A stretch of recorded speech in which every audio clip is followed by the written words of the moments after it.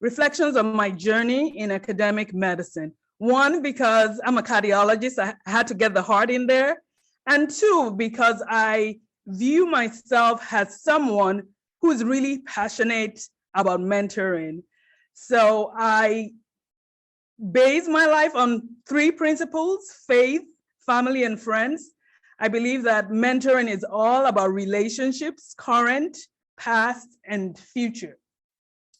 So in the next couple of minutes, 20 minutes to be precise, I think to understand where you're going, you have to talk about where your story began. And I'll share just a few glimpses into how I came to be where I am today. I'm a lifelong mentee, so I'll share some reflections along that line. And my reflections as a mentor, which I'll spend most of my time. Because as you know, this day, it's about celebrating our residents. It's about celebrating their accomplishments as researchers. So let's start with some definitions. There are so many definitions of mentoring, but this particular definition is one that I like so much. It says mentoring is a developmental caring, sharing, and helping relationship. That's mentoring with heart, where one person invests time, the know-how, and efforts in enhancing another person's growth. Not only their growth, but knowledge and skills. And not only do they do that, they respond to critical needs that that person may face in life and respond in a way that they prepare the mentee, one, for greater productivity, and two, for future achievements. So this is a bit about my story. I was actually born in the Bronx many years ago when my father was a medical resident at an Albert Einstein College of Medicine affiliated hospital. The second picture shows I'm of Nigerian origin, and on the 7th day, you have to give, so the whole family sends the names that they want your child to be. So although we were in America, my grandparents, uncle, aunts sent their names. So on this day, this is actually my sister. I'm the second born of 6. And on this day was my naming ceremony. So my parents, although they were here in America, have imbibed in our culture. And I think part of how I mentor, part of how I relate to life also depends on my culture. And of course, this is the toothy me, always shining and green from ear to ear. But I put this picture, this is my mom. My mom is a pharmacist by training. She came with my father to do his residency on a scholarship. She actually got an admission to do her PharmD in the University of Maryland. But she set that aside to bring up my sister and I, and subsequently my other sister, to really, I saw her as one, a career woman, but who installed in me the principles of faith, of family and friends and relationship, and the principles of hard work. And has growing up in Nigeria. So when my father finished his residency, he went from, he did his internship in New York and then subsequently finished at Howard University. We went back to Nigeria.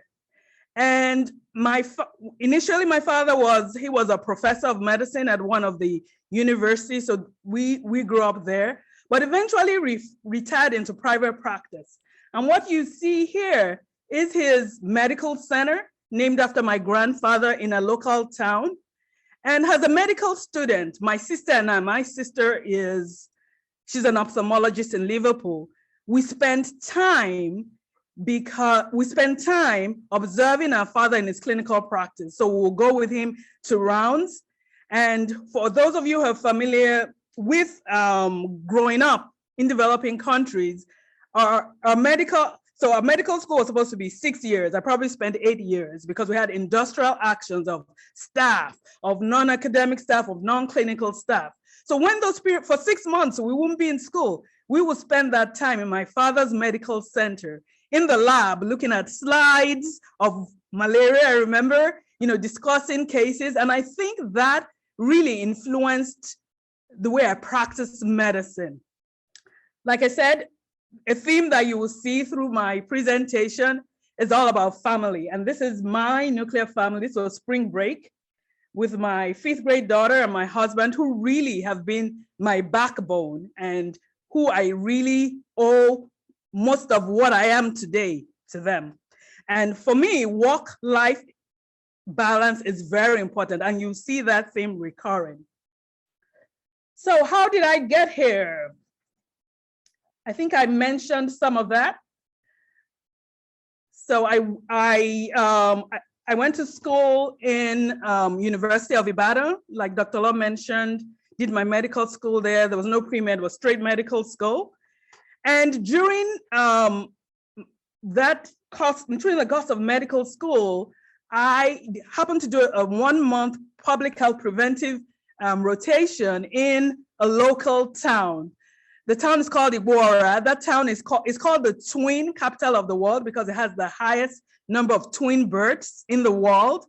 But that was my first exposure to public health. And a recurring theme you will see is that I label myself as a public health physician, a public health cardiologist, because I think that the way I practice medicine, my population view of how public health should be influences how I practice medicine. So this was my first exposure to public health, where we were out in the community, teaching the community about eradication of guinea worm and malaria, and creating really simple things like white cotton cloth to sieve water to get healthy water, creating nets. So that was my first exposure to public health. And after I finished medical school, I decided that I wanted to do a master's of public health and applied to Hopkins. So at Hopkins, I had the privilege of working, my project was really hypertension in Black men. My mentor at that time was Dr. Martha Hill. She was Dean of the School of Nursing. And we went out in the community to interview Black men. And that was my first exposure to hypertension, to the magnitude of hypertension, especially in young, middle-aged Black men. And subsequently, that will be the title of my thesis. And after that, I spent 2 years at the CDC doing a preventive medicine fellowship titled Eliminating Disparities in Cardiovascular Disease. So I want to pause here and let you see that what I'm doing today actually started way back, way back, over 20 years ago. So at the CDC, I learned firsthand principles about how to analyze data, write my own SAS programs, and even publish, critically analyze the literature. And as part of that fellowship, I was able to work as a program director with the International Society of Hypertension in Blacks. So with that, a theme was already building, because at times I come across mentees, they're like, I don't know what I want to do. That's okay, you know, but I think that your relationships or your experiences generally form what you eventually become and define your passion. So that all these experiences that I had in public health before my fellowship, notice I'm not the traditional person, medical school fellowship, but I think that these experiences I had made me a better physician. And it was at the CDC where my MPH thesis on hypertension in Blacks, I was able to write it, and that was my first publication. So after that, I did my residency at Morehouse School of Medicine, worked at Grady, part of the reasons why I'm at Grady today, did my fellowship at Vanderbilt. And since I finished my fellowship in 2009, I have been at Emory at Grady. So this principle really, and that's one of, I will put in pearls as we go along, having a good mentor early in your career can mean the difference between success and failure in any field, And this is a guide for mentors published in Nature. People talk about mentorship, they talk about sponsorship. I defined mentorship for you. Sponsorship is just, a sponsor can also be your mentor. So I serve as probably mentor and sponsor for a lot of residents and fellows that work with me. But a sponsor really increases the visibility of a mentee. So it's not about the mentor, but it's about the mentee, creating opportunities, writing letters, nominating them for awards, and putting them on communities. So when you think about mentoring, if you talk to anybody, they really, hardly will you find someone who says, I only have one mentor. I have a mentoring team, and I believe that it takes a village to mentor someone. I call myself a lifelong mentee, because as you will see, as I talk through my mentoring relationships, it's a circle. It goes around. My first mentors are still my mentors today. So who is my mentoring team? I will start with my dad. In fact, he's back in Nigeria, and I told him about this presentation, and I said, do you have any words of wisdoms for the residents? And he said, service, a lifetime of service, patience, perseverance, always never underestimate the power of networking. And he said, make sure you tell them, any person who is being mentored must show the willingness or the strong desire to be mentored. Dr. Wayne Giles and Dr. Mensah were my first mentors at the CDC. And it was Dr. Wayne Giles that helped me. He's currently the Dean of School of Public Health at the University of Chicago. But it was he that helped me to take the experience I had at Hopkins and crystallize it into a practical project, if you will. So my initial thesis, I was able to write it up and publish it in Ethnicity and Disease. He taught me how to analyze data, to critically review literature. One lesson I learned from him, and I still struggle with it today. He's like, Modele A, you got to be assertive, and it is okay to say no. So those are kind of some of the challenges I still struggle with, even though I learned that like 20 years ago. At the same, Dr. Mensah was the chief of the cardiovascular branch, and in him, I saw he was a cardiologist who was practicing public health. So in him, I saw a role model that I could pattern my career about. And till today, I still have relationships with these people. I call on them, I sit with them. They still serve as my sponsors. Dr. Sawyer was my fellowship director at Vanderbilt. And when I reflect on my relationship with him, he taught me the human side of mentoring. I would say that my training at Vanderbilt was one of the most challenging phases of my career, of my training career. But he taught me the human face. When I wanted to give up, he opened and created a pathway for me to excel. I think that what I also want to put across here is that your mentor doesn't have to look like you. Your mentor has to have the passion, the vision, and the mission to really foster your professional development. Until today, whenever he comes to town, he's always like, hey, Modele A, how are you doing? In fact, I invited him to give grand rounds once, and he came to my office. It's like, Modele, why does your office look like this? You should have all of this up, and all of that. But he taught me that human side of mentoring. He taught me the passion that you see that I have for mentoring. And everybody knows Dr. Wenger. Oh God, I owe my career at Emory to her. When I first started as a faculty, she told me, Modele A, come sit. Never apologize for being a woman, and ask for help if you need it. My God, that has been a life-changing advice. As a young mother, as a junior faculty, it really, really helped me. And she has been my greatest cheerleader, my advocate, sponsor. She's been my greatest sponsor, At times she will say, Modele, I wonder why, there are not other people out there.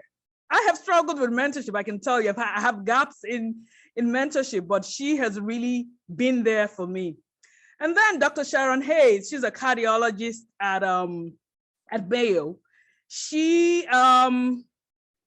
We both serve on national committees together, but believe it or not, She is the one person that has really taught me the importance of diversity, equity, and inclusion. She is really an ally. She has taught me how to critically write, how to improve on my writing skills, and really the inclusive language. And I'm going to put something out there that I want you to think about. We all talk about pipeline development. She was the one that showed me the literature, the American, I think it's psychological, the APA, and said inclusive writing actually says the inclusive term is pathway, not pipeline development. That's a discussion for another day. So I think that mentorship and sponsorship has been beneficial to me, has facilitated my career development, has opened opportunities for me in terms of being a mentor, in terms of national service, in terms of research. So my relationship with the CDC still continues. Even though I did my fellowship about 20 years ago as a resident at Morehouse, my electives were spent at the CDC.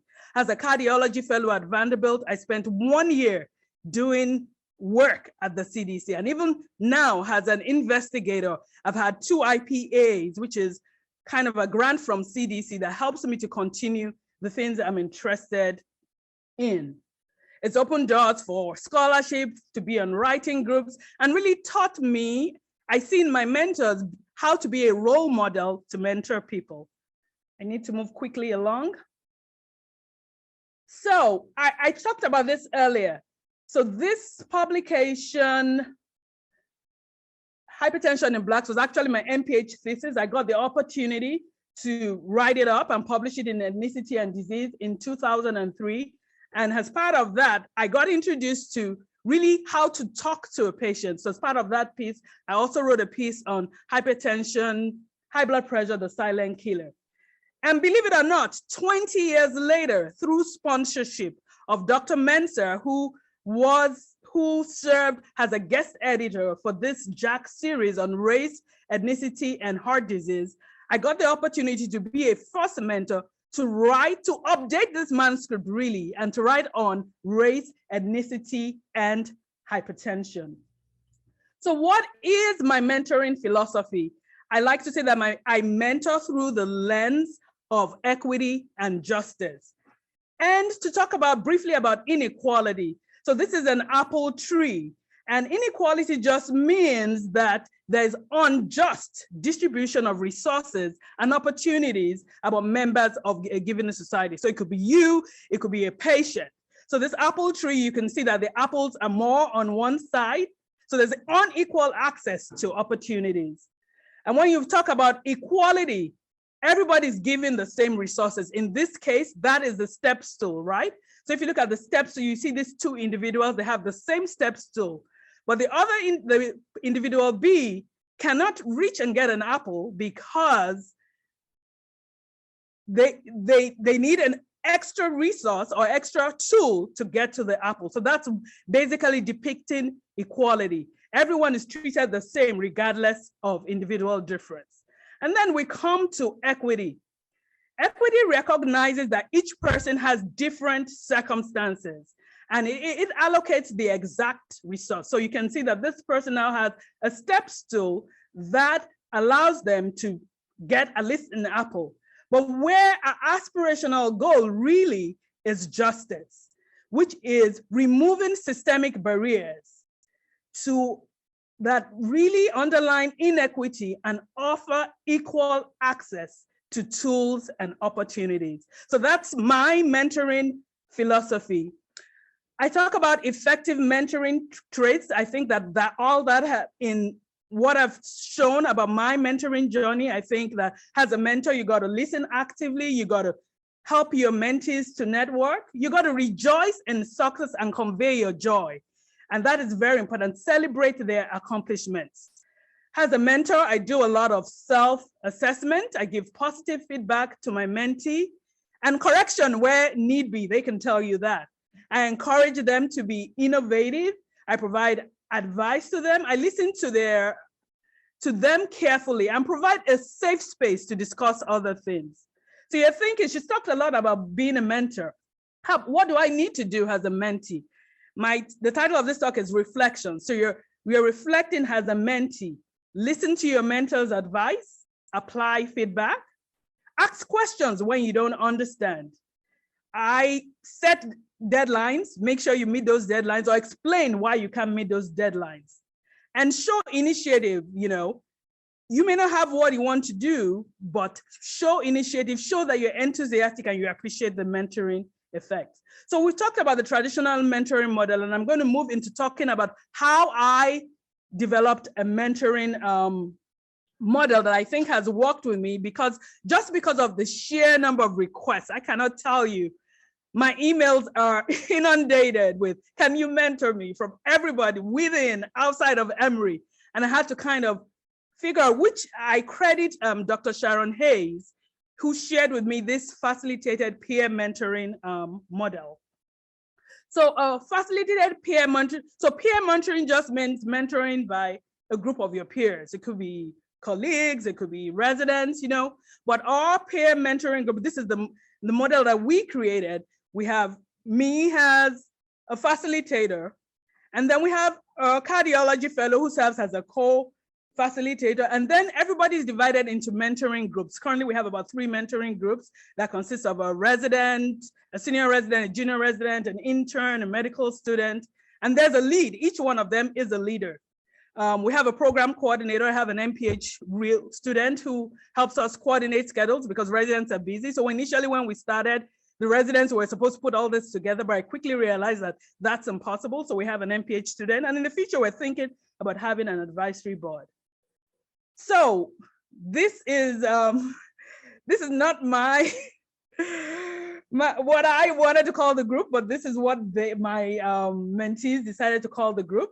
So it's a facilitated peer mentoring group of diverse backgrounds, and our mission, it's important. So I've talked about passion. It's important to have a mission. So our mission really is to advance cardiovascular health through research, advocacy, and service. And like I said, we have medical students, we have interns, we have, I'm sure you recognize some of the faces. Some of these mentees are from Morehouse. I have someone from California, all over. But I think that this is our peer mentoring group. So I credit the Department of Medicine. I'm on the subcommittee for the mentoring group. And I was kind of, how do I mentor these people? How do I make sure that everybody has equity and justice, right? That I'm meeting them at their levels. And I attended this workshop, and Dr. Ho shared with me this mentoring plan.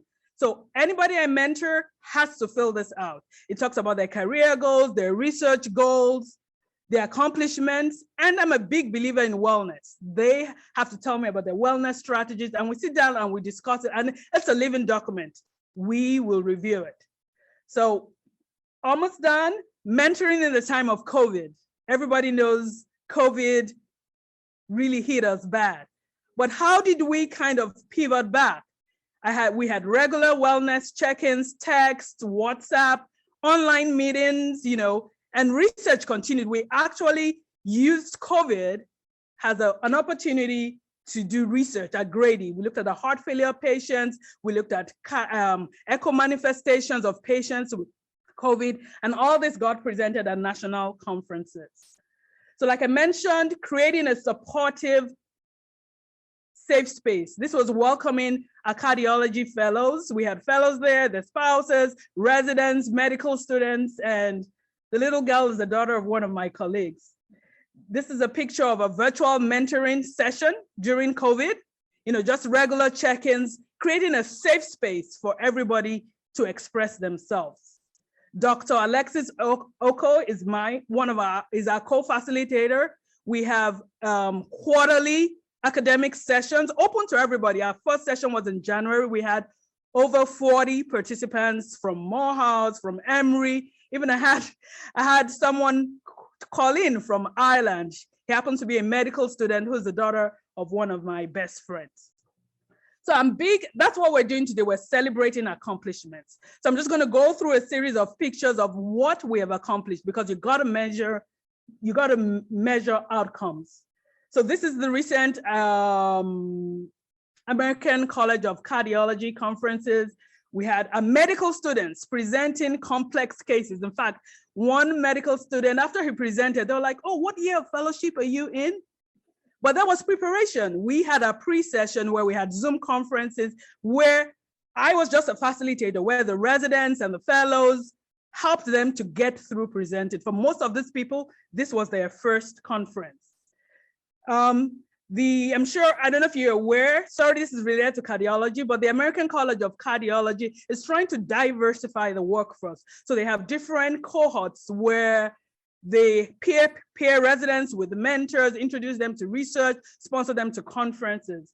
So as you can see, our group members got selected for the African-American cohort, for the women's cohort, and they're receiving mentoring apart from me.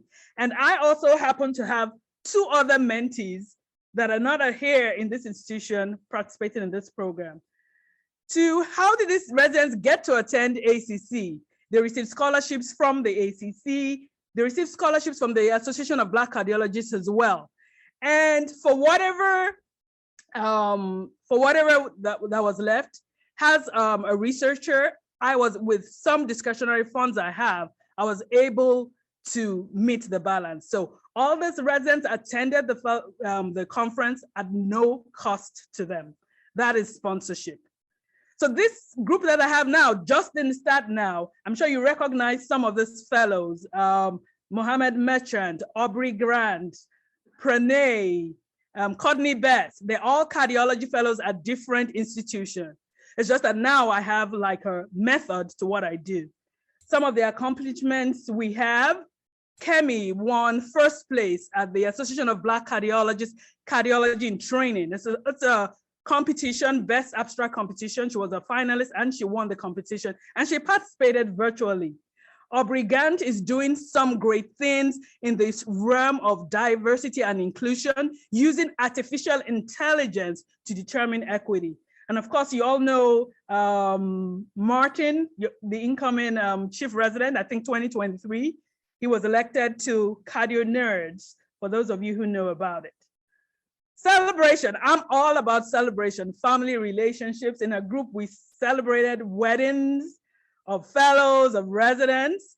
And finally, when I talk about work-life balance, I want to be sure that I am doing all of this, but like I said, my principles are based on family, faith, and relationships. I've been able to enroll my daughter, a 5th grader, in this vision. And I am so proud to say that since kindergarten, she's raised close to $15,000 for the American Heart Association. And this year she told me, Mommy, I'm in 5th grade, I want to raise $5,000. She raised $6,500. So I'm so proud of her. She doesn't want to be a doctor, but she understands the importance of mentorship. So we plan to publish our experience, look for grant funding. One thing we struggle with now is statistical support, to do our research projects. And in conclusion, take home messages. As a mentor, make sure your mentoring is equitable. Take one person at a time. Although we have a group mentoring, each person is their own individual self. And I always tell my mentees, pay it forward. And that's the concept of a peer mentoring group. The fellows mentoring the residents are mentoring the interns are mentoring the medical students. Or what is your passion? What is your mission? And what vision do you have? And remember that achieving equity and justice is everyone's problem. So I'll stop there, acknowledge my family, my mentors, my mentees, past, present, and future, my Grady Cardiology research team, and the Grady patients. Thank you for your time. Thank you so much. Thank you, Dr. Ogunniyi. Thank you so much for those wise words, and we look forward to the continued success of the peer mentoring program and your personalized approach to mentorship. So thank you, and I can see so many faces in the audience that are direct beneficiaries of your mentorship, so thank you. Okay, moving on, now is the time for us to showcase our selected oral presentations. So for this year, for Resident Research Day, we had 78 projects submitted. 39 of them were original research projects and 37 were clinical vignettes. I am very pleased to present to you all today our oral presentations. I'm going to announce them all now, and they will be presenting in alphabetical order, just in the interest of time so that we can just have you guys switching in and out seamlessly. All right, so we will start with Deannys Batista.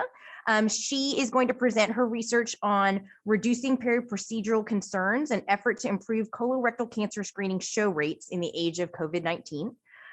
We will then move on to Anudeep, Neelam, and Raha Sadjadi, who will be presenting their work evaluating immediate outcomes of liver transplantation with HCV-positive donor grafts.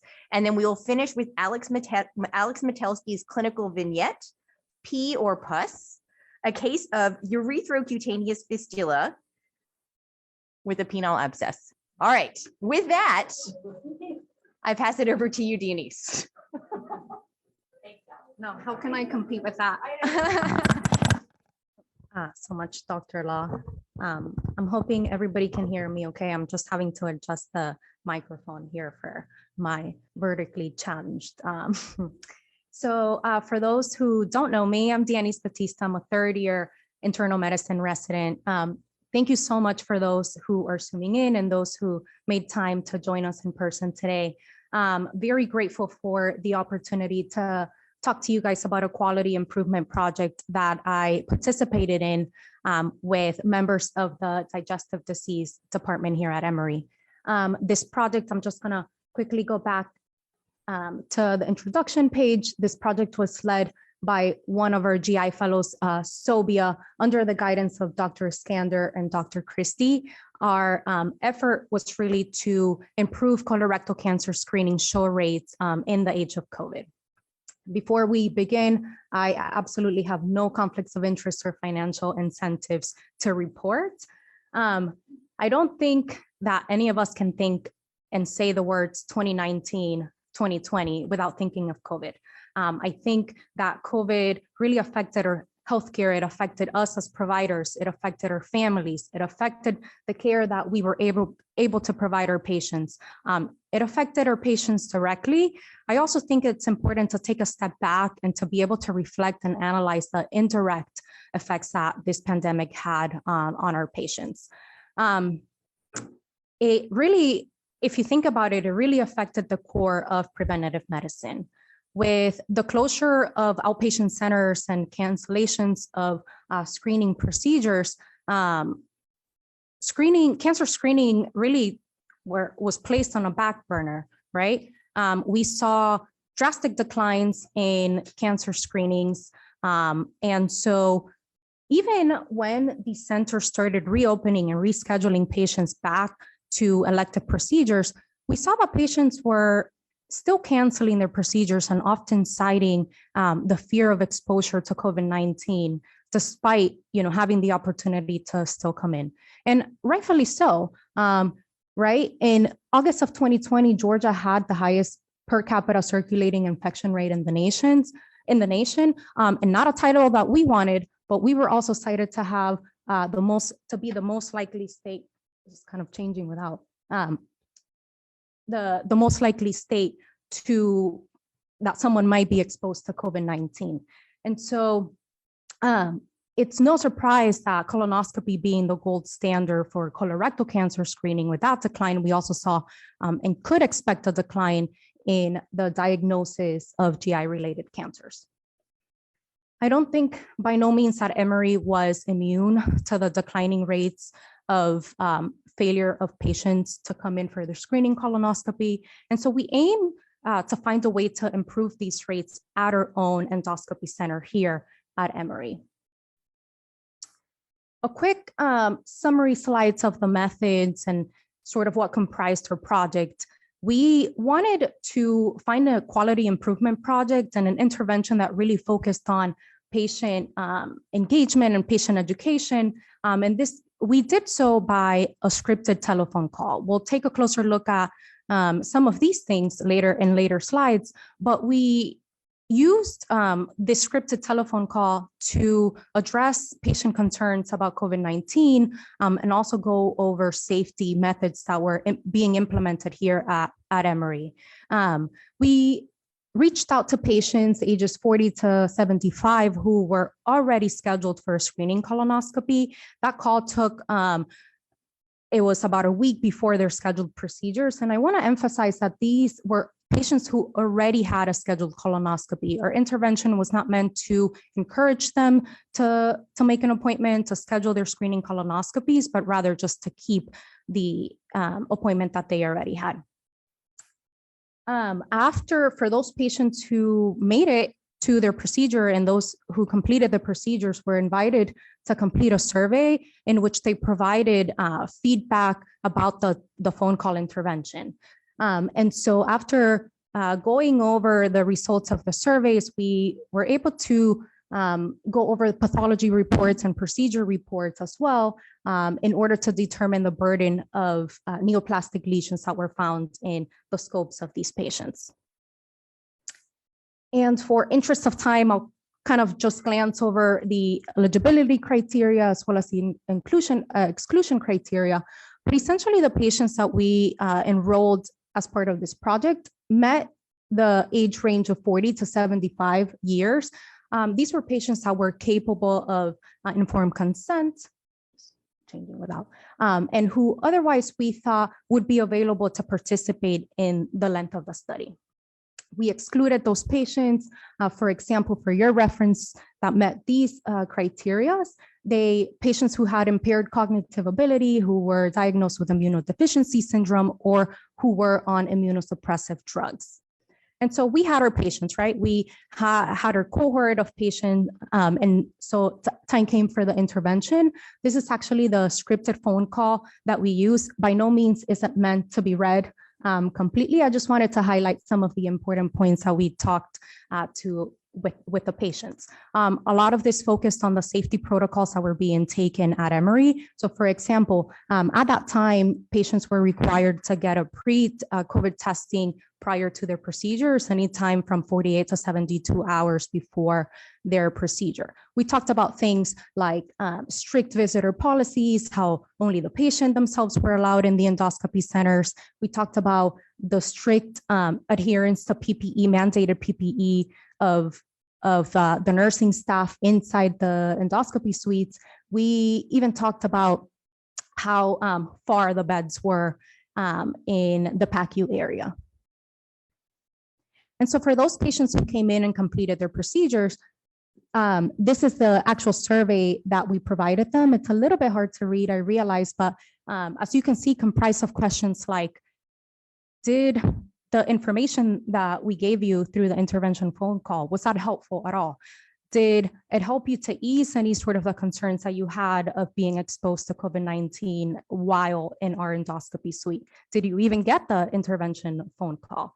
As you can see, we also included demographic information that we were trying to gather, such as age, sex, and race. Little bit hard to see, but we had actually asked patients if they felt comfortable sharing with us their educational attainment level. Unfortunately, we were not able to include this information given that we did not have enough responses to that question. And so in total, we were able to call 161 patients. Of these 161, 152 patients actually completed their scheduled procedure. And that's about 94.4% of the patients that we called. And looking at the distribution of patients by race, those patients who identified as Caucasians comprised 49.3%. Of the patients who were called, African Americans 48.7%, and those who identified as Asian comprised about 2% of the population. And so when we looked at the results of the survey, we saw that about 92% actually said that they had received information which they were previously unaware of. Close to 91% said that they felt less anxious about acquiring or being exposed to COVID-19 at our facilities. And surprising to me, and I think encouraging, was that 70% of those patients said that they might otherwise have come in for their screening colonoscopies had they not gotten that intervention phone call. And so of those patients, when we analyzed procedure reports and pathology reports, we found 206 adenomatous polyps. 24 of those were advanced adenomas, which we defined as being greater than 1 centimeter in size. We're having the histology of villus or tubulovillus characteristics, and as well as adenomas with high-grade dysplasia, as well as 1 local invasive adenocarcinoma. We were interested in looking to see if there was a significant difference between the proportion of African-American patients compared to Caucasian patients with adenomatous polyps, and through a chi-square analysis, we saw that there was no statistically significant difference between these 2 groups.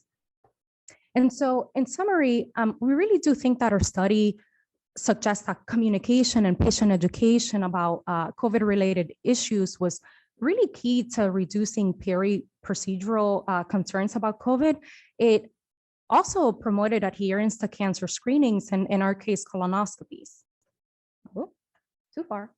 And so we do acknowledge, however, that our study had some limitations, one of them being the small cohort size of 161 patients, and of those that 152 actually completed the procedure. However, our main intent in the fact that we, or the findings of advanced adenomas and locally invasive carcinoma really, further reinforces that key and timely intervention could potentially lead to decreased burden in missed polyps, and furthermore, like leading to increased morbidity and mortality.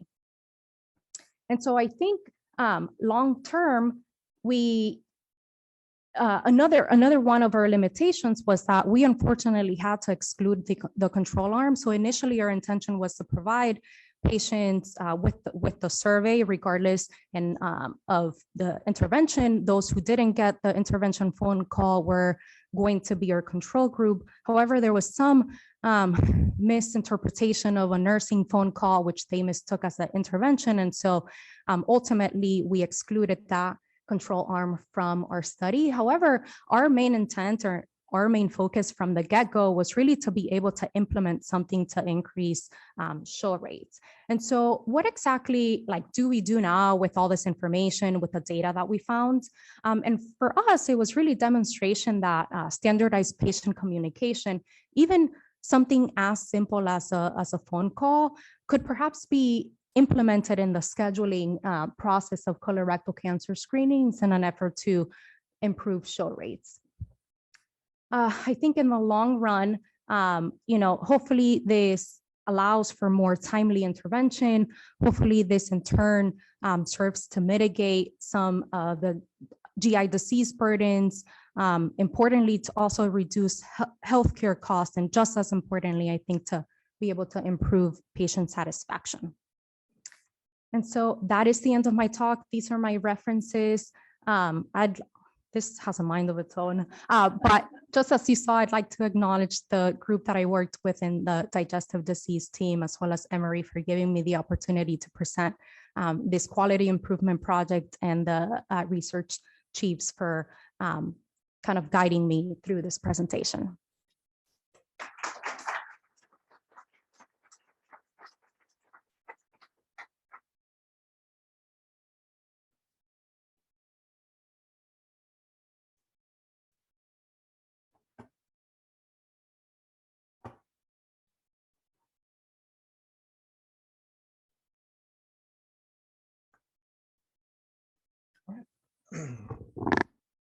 Well, thanks, Dr. Law, for our introduction. I'm Anudeep, and this is Raha. We're both third-year medical residents here, and our research was on liver transplantation with hepatitis C positive donors. But before we can talk about using hepatitis C organs, we first have to talk about direct-acting antiviral therapy. This therapy, first introduced in 2011, really implemented in 2014, really revolutionized the way we treat hepatitis C. No longer was it like a chronic indolent disease. It's more of a diagnosis and then a cure, really allowing for the transplantation and use of hepatitis C organs. So you might ask, do we even need to use hepatitis C organs? And the simple answer is yes. You can see there's been 25,000 people in 2020 that were listed for a liver transplant, and only about 8,000 of them got a transplant. Unfortunately, about 1,200 died, and 1,200 were removed from the transplant list for being too sick to undergo a transplant. So you can see that there's a dearth of livers and people need organs, and opening up that pool for people who have hep C to have their organs used is worthwhile.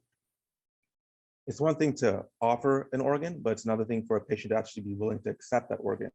So you can see about 2014 is when the first all DAA regimens were introduced, and the improvement in patient, perception and willingness to accept a hep C positive liver changes. You can see the almost threefold increase from 2015 to 2020, from 20% saying yes, I'll accept a liver to 60% nowadays. Which is important because nowadays, 10% of all livers used in 2020 were positive for hep C. So more willingness to accept a hep C liver is more possible willingness to get a transplant. Thank you, Anudeep, for that background information. So knowing that hepatitis C is now a curable disease and that hepatitis C positive livers could be an option for patients on the transplant list is really what led to our study design, which was a prospective non-interventional observational study consisting of 3 different arms. The first arm is to see, are patients even willing to receive a hepatitis C positive liver, and what patient factors are associated with that interest.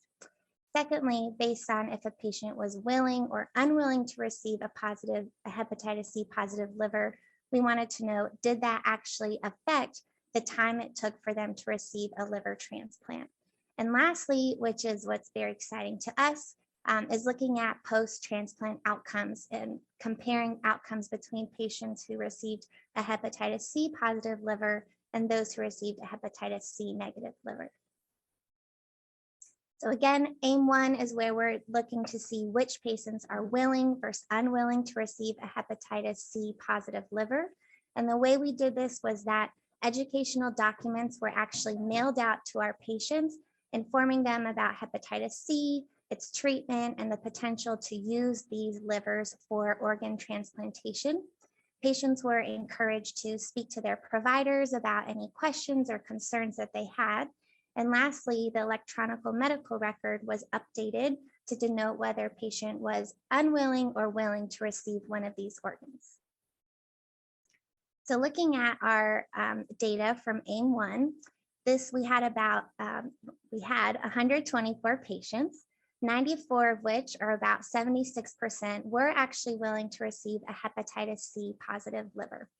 Breaking down the patient demographics within this group, about 62% of these patients were male. The racial divide, about 77% of these patients were white, about 13% were Black, and 5.3% were Hispanic or Asian. And for the education level, we found that 45% of patients had some high school education or were high school graduates, and 55% of patients had some college education or were college graduates. So the meat of what we found in AIM-1, we found that factors that were associated with being willing to receive a hepatitis C positive liver included having ascites, hepatic encephalopathy, recent hospitalization, as well as being from an area of a higher median income and an area with lower poverty rate and a lower rate of uninsured patients. What's important for us here in Atlanta and at Emory is that Black patients were less willing to receive hepatitis C positive livers compared to our white patients. However, once we did logistic regression, we found that only poverty rate and median income were associated with willingness to receive a hepatitis C positive graft, meaning that patients with coming from areas with lower poverty rate and areas with greater median income were more likely to be willing to accept a hepatitis C positive liver. And I think what's also very interesting to point out is there's no interaction between education and race on this willingness to receive these organs. So again, to summarize AIM-1, what we see is that patients with a greater severity of disease, with a higher median income and less county level poverty are more likely to accept hepatitis C positive livers, that Black patients are less willing than our white patients to receive these hepatitis C positive livers, and that there's no interaction between race, ethnicity, and education level in this decision. So once we know that some patients are willing to receive these livers and some are not, we wanted to see, did that actually impact the time it took for them to receive their liver transplant? So for this aim, we had 146 patients. And what's exciting is that 77% of them were actually willing to receive a hepatitis C positive liver. And this actually is much higher than the national average, was just 60.2%. So what we found was that we had a trend toward decreased wait time to receive a transplant in our patients who were willing to receive a hepatitis C positive liver. And so then, like Raha had mentioned earlier, AIM-3 is focused on transplant outcomes. And we already know, based on prior studies, that hepatitis C transplant already worked, but they're more big picture. So we know from the Stanford and Mayo studies that there's no associated graft failure or replantation need associated with hepatitis C livers compared to non-hepatitis C livers. So what our aim was, we were trying to do some more fine granular detail. So we had two phases in AIM-3, the transplant phase and the post-transplant phase. The transplant phase looked at the hospitalization in which the transplant actually occurred. And we're looking at things like warm and cold ischemic time. Warm ischemic time is the time the liver is body temperature, but without adequate blood supply. And cold ischemic time is the time the liver spends in kind of the preservative fluid prior to it being transplanted in the recipient. We also looked at need for reoperation, post-transplant diabetes because of the high amount of steroids you're on immediately following transplant, and also place of disposition if they're going to rehab or directly going home. And then we're currently doing the post-transplant phase where we're looking at 1-year outcomes, looking at things like CKD, diabetes, if they still have SBR, if they got an HCV positive liver. So here we had 111 patients undergo liver transplant. And of those 111, 86 were willing to accept an HCV positive graft. And 15 patients actually did receive the graft, and 10 which had actual ongoing viral disease. And so when we compared our HCV positive versus our HCV negative recipients, we didn't see any difference in the recipient age or donor age, time to transplant, warm ischemic time, need for re-op, or post-transplant diabetes or disposition. What we did find very interestingly and very excitingly is that, the cold ischemic time was less for HCV positive donors, about 351 minutes compared to 420. So that's less time the liver spends in the cold, and quicker it gets implanted into the recipient. And we think that can confer increased graft function early on in the hospital course. And we also noticed that after liver transplant, people with an HCV positive graft had, interestingly, 5-day less hospital stay than those who had a normal HCV negative graft. We have a couple hypotheses on why this is possible.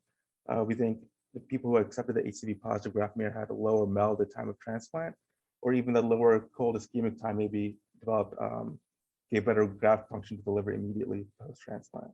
So a couple of interesting findings we saw from HCV positive livers compared to HCV negative livers. So to recap our findings and bring us all back together on what we've learned from our project so far, in AIM-1, we found that patients who were willing to accept hepatitis C positive livers were more likely to have a greater disease severity, higher median income, and lower rates of poverty. And our patients who were less willing to receive hepatitis C positive livers were our Black patients and patients coming from counties with higher rates of poverty. In our second aim, we found that if you were willing to receive a hepatitis C positive liver, there was a trend toward decreased wait time until you actually got transplanted. And finally, AIM-3, looking at our outcomes post-transplant, we saw that there was a decreased cold ischemic time, likely reflecting that these donors are coming more locally to the transplant center.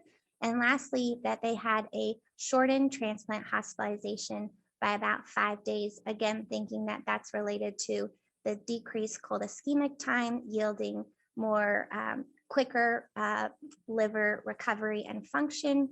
And also it happened that those patients had a lower MELD, we hypothesized, compared to our other patients. So now that we have all these great data, we want to know, where do we go with this? What do we do from here? I think crucial to reducing and eliminating health disparities, we need to figure out why patients were not willing to accept these hepatitis C positive livers. As we said, there is a huge shortage in available donors, I think, across all transplants. And this hepatitis C positive liver and potentially even other organs opens up another supply of organs for our patients. Once we can understand why our patients are hesitant to accept this possible therapy, specifically in our Black patients and our patients living in greater poverty, we can really optimize and personalize the education and counseling we give these patients, again, to try to reduce and eliminate healthcare disparities, which we know exist across the board and continues into the transplant world. And lastly, we have ongoing data collection looking at our outcomes 1 year following transplant. So we absolutely want to thank our mentor, Dr. Riccaro, who has been wonderful and so patient and helpful with the numerous emails that we sent him. We want to thank the Emory transplant hepatologists, surgeons in the transplant center, our co-residents, Dr. Law and the residency leadership, our families, and the numerous people who helped with AIM-1, including former GI fellow, now GI attending here, Dr. Taborda Vidarte, and former residents, Dr. Hamdi Sharif and Dr. Francis Lee. And this is our research team. This is Anudeep and I after a long 5 weeks in the Grady ICU, and Dr. Riccaro always in our minds, reminding us to do our research. So thank you, everybody. All right, thank you, Raha and Anudeep, presenting from Grady wards and also Grady night. So thank you all for joining us. And while Alex gets on board, I know we're beyond the hour. I hope you all can give us another 8 minutes to hear Alex's talk, which, as you heard, based on my introduction, promises to be quite riveting. All right, clinical vignette. Thank you, Dr. Law. An excellent presentation so far, y'all. Really well done. My name is Alex Metelsky. I'm a second year here in the internal medicine program. I'll be presenting a clinical case entitled P or Pus, which is a urethro-cutaneous fistula with a penile abscess. So I'll try to take you all through how our patient presented to us in the hospital, a bit about how we managed that patient, a deep dive into what was the cascade of events that led us to that point, and then some takeaways we can all learn from the case. So our gentleman was a 38-year-old guy.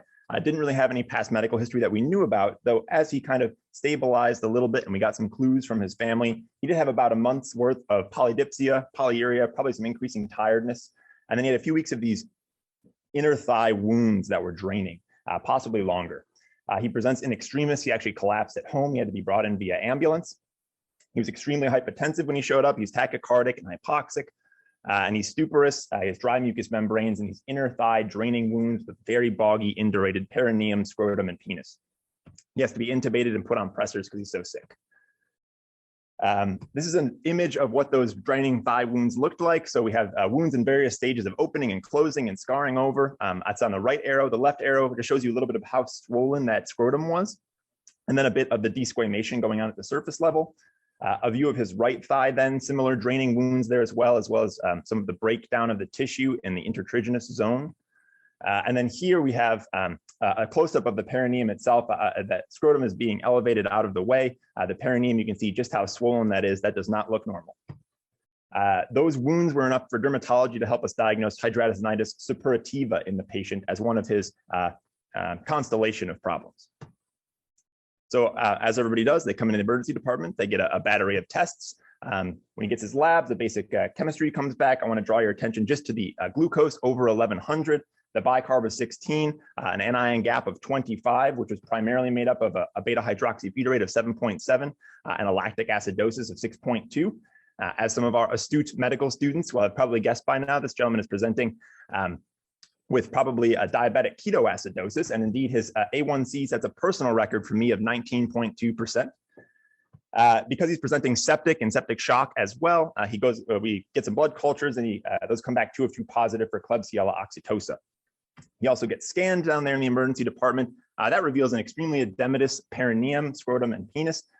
There's some phlegmon and fat stranding as well, but no frank gas, which is important, right? We're trying to differentiate, is this a Fournier's gangrene? Is this a necrotizing soft tissue infection? So there is no gas on that image, and it's just showing you edema with the arrow right there. This is what it would look like if there were gas in the perineum. So you can see, it matches the air outside of the body. And so that would be a true surgical emergency. Since he does not have Fournier's gangrene, he was not whisked off to the operating room. was instead admitted to the medical ICU. So a bit about how he gets managed. He initially gets admitted to the medical ICU on pressors and intubated, but does fairly well on broad spectrum antibiotics. And by day 3 is already extubated off pressors. We've been able to narrow down to ceftriaxone just based on the Klebsiella that grew in its susceptibilities. He's then transferred out of the ICU onto the medical team. And from there, he does well for a few days, but then kind of spikes of fever and has more induration and pain and swelling around the perineum again. So we're left kind of scratching our heads, what's going on here? We thought we had this guy well treated. And then so by the following day, we kind of have an answer, and that's there's more fluctuance over the lateral shaft of the penis. A white pustule shows up, which ruptures very easily with gentle pressure. And urology is called back to bedside. They say this guy has a penile abscess. They perform a bedside incision and drainage, and they leave their packing in place. Here's what that white pustule looked like, and you can see that red area around the lateral shaft of the penis. That's extremely fluctuant, and when you press down on it, there is a very thin, purulent, milky discharge that comes out. And so it's kind of draining spontaneous on its own. You can still see how indurated and swollen the scrotum and the rest of the penile tissue is as well. Here's what it looks like post-IND with packing left in place. You can see some of that really kind of thin, actually, milky white purulent discharge collecting there around the base of the penis and the thighs, but it's left open on purpose so that it doesn't close back up. So he does fairly well. Again, we have him on broad spectrum antibiotics at this point because he redeveloped an infection on the ceftriaxone. And so over the following days, really shout out to our nurses for doing a very good job paying close attention to what the patient was feeling, experiencing, and what they saw. And so they noticed some increased drainage whenever he urinates. And so we're saying, what is this drainage? It's kind of thin. It looks milky still. Is it just increased pressure as the urine passes through the urethra, pushing out more pus? Or is it pee? Is it pee or is it pus? And so the answer, I think, that we might be able to get to is with creatinine. Creatinine is a very valuable tool in this because it should exist in urine, it should exist in the serum, but it really shouldn't exist anywhere else. And we sort of looked into as well whether it should show up in pus, and from what we can tell, probably not. So we were able to collect a sample from the lateral shaft of the penis there where it's been IND'd, and that has a creatinine of 34, which is enough for the urologist to say we should collect or rather obtain a retrograde urethrogram. So we go ahead and do that. Now, for those of you who don't know, the retrograde urethrogram, that should involve injection of the dye into the introitus of the penis. That should travel up the urethra contiguously, end up in the bladder, and it should just sit there. That should be a normal one. So let's see what happens when our gentleman gets a rug. So there it is, the dye is being injected into the introitus of the penis. And then again, it should end up here in the bladder if everything is going smoothly. As you can see already, things are not going so well along this point. And then we see it's totally extravasated. It's all ended up all in the soft tissue of the penis there.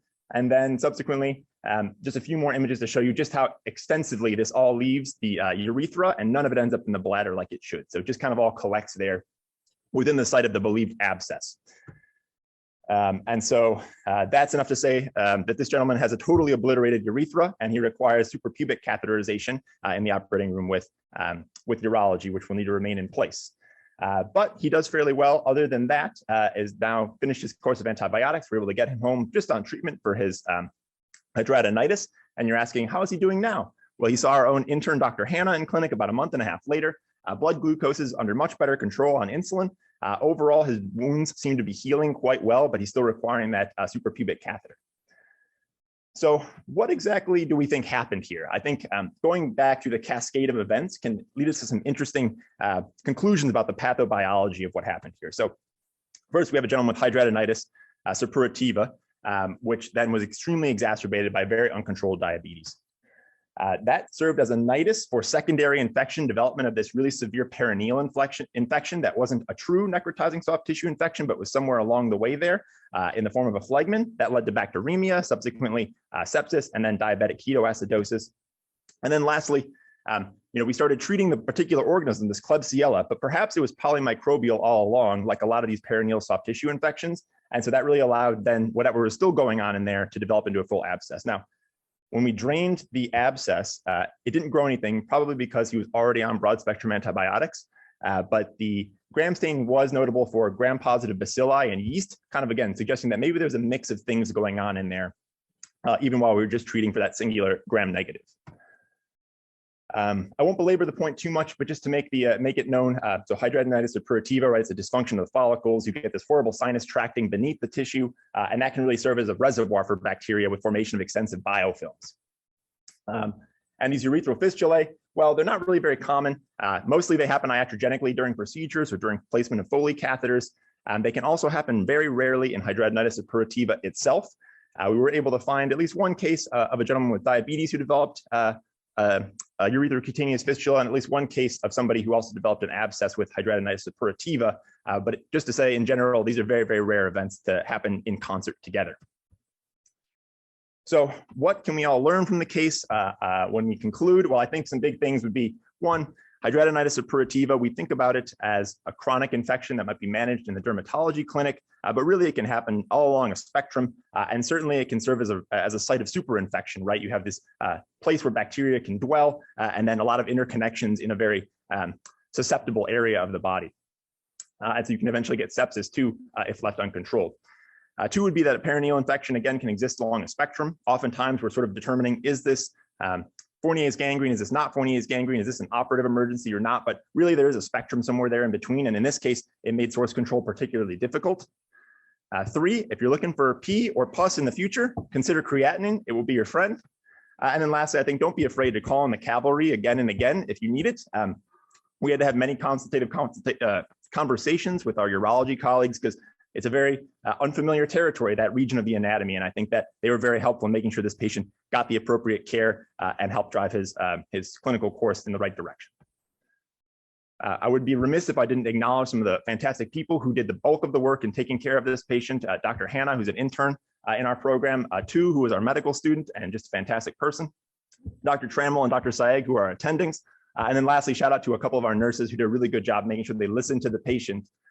Grace Lee and Yvonne Fortin, thank you very much. Thanks.